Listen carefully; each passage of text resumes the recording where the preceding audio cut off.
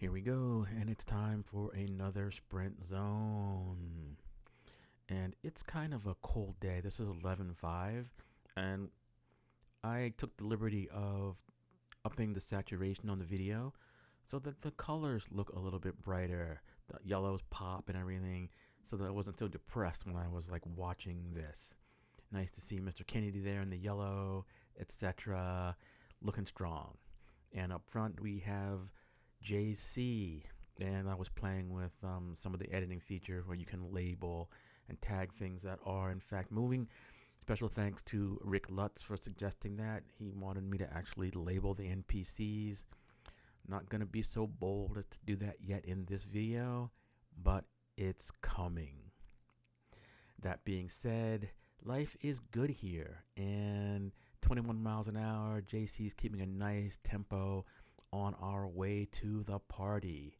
Pretty big crew here, and they are reasonably organized for the most part.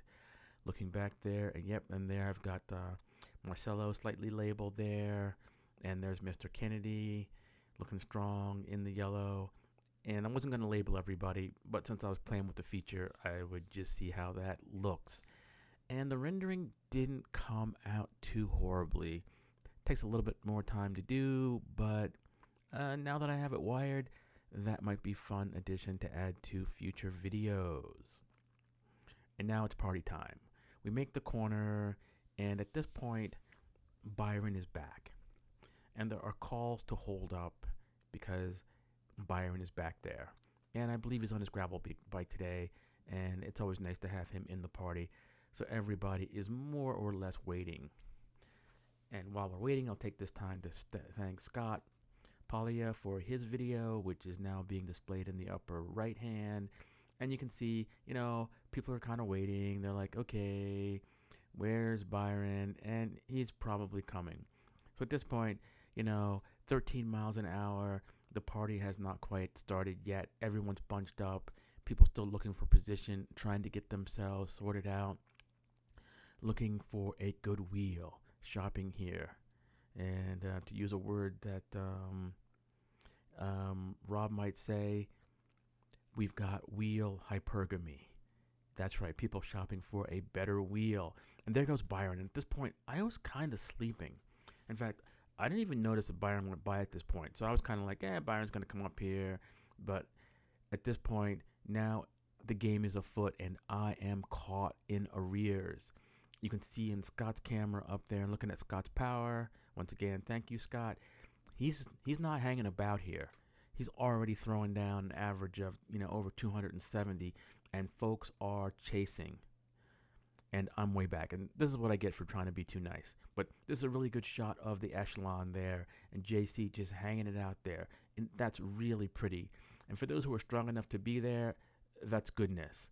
And of course, at this point, and looking at my heart rate, it's at 172. And unfortunately, you're probably wondering why I don't have my power. Because my power meter died probably in the middle of Colleen Road 5 going up here. And I was like, ugh, it just looks stupid to have zeros up there for the whole time. So I removed it and put my heart rate up so you can see how hard I was actually working. So here I'm at 173 beats per minute, and there's no way I'm going to catch up. I have missed the boat this time, and I guess that's okay. Looking up front, and we have a nice view of JC getting there in the most aero position. And he's really riding strong this year, as always. And now that he's becoming a triathlete, running and swimming, all this extra training was even going to make him stronger. So maybe this will be one of the last times this year we'll even be able to see him in the camera. Unless, of course, I can convince Byron to start bringing a camera. So you can see I'm way back here, heart rate 170. I'm keeping the guys up front sort of in check, and I'm thinking to myself, there are people up there that I am stronger than. I should be there. But that is how the game is played. And at this point in the season, and it is cold, and you can see by the colors in Scott's video how gray and horrible it looks. It's chilly out there. Everybody's cold. And I was thinking, maybe I don't really want to work that hard. I'm working hard enough back here, and I know that it is no fun up front. Switching over to Scott's camera because this is where the main action is. JC stomps on the pedals with authority here. So far not asking for any help as he is easily able to separate himself, and he looks back to see the damage that is done. Scott pulls over in the echelon, and it looks like nobody wants to come through. And it looks like JC at this point is even soft pedaling before he decides to get maybe back on the gas. And there's a gap here. And look at Scott's power. 560 watts as he's trying to bring back JC. And JC is perhaps just playing with him as he looks back, waiting again for folks to come through. He's like, oh, you guys still there? I didn't mean to drop you this early. That wasn't part of the plan. Looks bad if you drop somebody too early. It reminds me of that cartoon, the Supers, where the little kid is doing a little track meet at the end. And he's like, no, go slower. No, speed up. Okay, finally people are doing some work, and now that everyone is together, JC takes off again, and Scott looks like he's gassed, even though the wattage is still really good. 200 plus watts here. Mr. Kennedy comes up, so now there's a breakaway of 3 up front. Good separation, and it looks like the selection is made. Oh no, there goes Byron stomping on the pedals once again on the gravel bike, it looks like.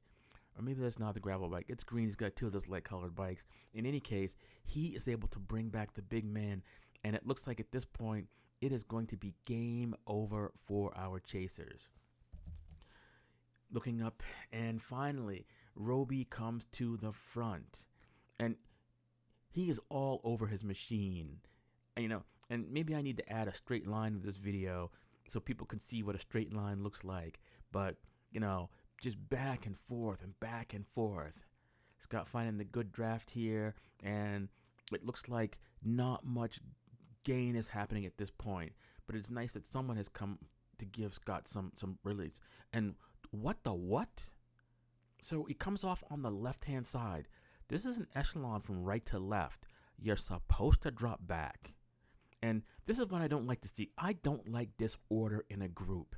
It's just not professional for people who've been riding this long, and they're used to me getting on people for that. It's like it should have just dropped straight back because this disrupts the whole thing. Anyway, Scott working hard, and it looks like Marcelo is going to go and make his bid for the front. Looks like he is not looking back, and Scott is able to bring him back this time. And there is no order here in the chasing group, and this should make the guys up front feel really good. And it looks like even they are taking a little bit of a hiatus here.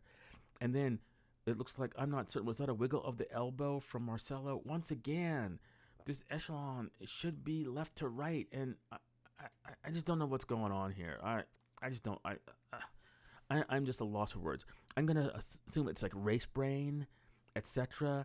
And it looks like since no one came through, Marcelo is forced to the front again. At some point, maybe I should leave the microphone on and capture some of the wind noise and the banter. It would be interesting to see what people are saying up here.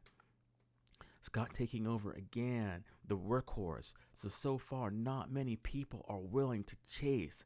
And when strong men like Scott are left to fend for themselves, that it is truly the heads of state that are up the road.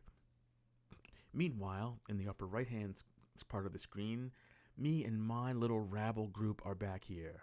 And Daniel had a cold, and he wasn't really working to work that hard, and I didn't really want to work that hard either. So anyway, finally people are coming to the front and coming around. And of course, it was not organized, coming off to do some work, but it's glad that somebody came to do some work here. Yeah. Okay, now, there we go. Danny pulls off to the correct side, and now maybe there's some organization happening here. Maybe now the energy can be used to help bring back these guys up front. But honestly, I'm not certain that if any one of those gentlemen up front alone had this kind of a gap, would the chasers be able to bring that back? Oh, and it looks like my little group has brought back Roby after he seems like is given up or blown up or whatever. And we're not really that organized either. Not everybody is willing to work in this group. And, at this point, it really doesn't matter. And I could say more about that, but I won't. In any case, now something is finally happening in the big screen. Looks like Marcelo and Danny working hard at the front. trying to pull the group maybe a little bit closer or separate themselves and earn themselves at least maybe a top 5 spot here. Everyone looking pretty strong. It's pretty smooth. Finally, Scott has gotten some respite here. You can see his power output instantaneous in the 170, 32nd, around 200. So you can see this group is pretty much gassed. But they're an organized gassed, and I like to see that. Everyone just still putting out the power here. And it looks like, proper rotation is happening finally. Very good. Thank you, Marcelo. Thank you, Danny. This is what I like to see. Good organization. Danny working hard, not afraid to put his nose into the wind at the pointy end of the stick. And Scott just kind of sitting and waiting. And at this point, maybe he's recovered. Looking at his heart rate, 155. Yeah, he's starting to recover here. And it looks like a little bit of a surge. 300 watts going to the front. And I'm not certain who of that group is going to be able to go with him. Probably need to have Scott outfitted with a rearward camera so we can look back and see what is going on, because now I have no idea who is in the secondary chase group. All I know is that me and my little band of merry men are going hard there. And if you have a chance to look in the screen, maybe in the second viewing, that parachute that John Lawyer in the orange is wearing, dude, I mean, I know you like to work and everything, but that jacket just blows up, and it is dragging so much. Everybody else with a nice tight kit. So it just pains me to even see that, especially a rider of that caliber. And maybe people just don't really notice until they see themselves on the camera, noticing like what their position is, what their clothing is actually doing. And now back to the main screen, kind of boring here. Scott at the front. And it looks like, he had been saving a little bit. This must be the final push. 400 watts there, as maybe he's able to bring back somebody that I can't see. Yeah. And maybe I should have also changed the brightness on Scott's video too, to make it look a little brighter. But at least you get to see exactly what it was like that day. Perhaps should have added temperature to the screen. But he's going hard, and it looks like nobody is going around, or they're just sitting and waiting for him to crest the top. There's the mailbox. We're getting close to the summit. And there we go. His wattage drops to 70, and it looks like he is able to be the best of the rest on that one. Nice work, Scott. Much better than myself. Congrats to all the big men up front that were able to just walk away from the group. Really nice work, JC. And it makes for good video to see when you just look back and just wait up and look back. Toying. Very reminiscent of Ben Nelson himself. And so it goes. Anyway, a good time was had by most of us. Kind of wish I hadn't missed the bus and had been a little bit closer. But until next time, peace out, and to all, a good night.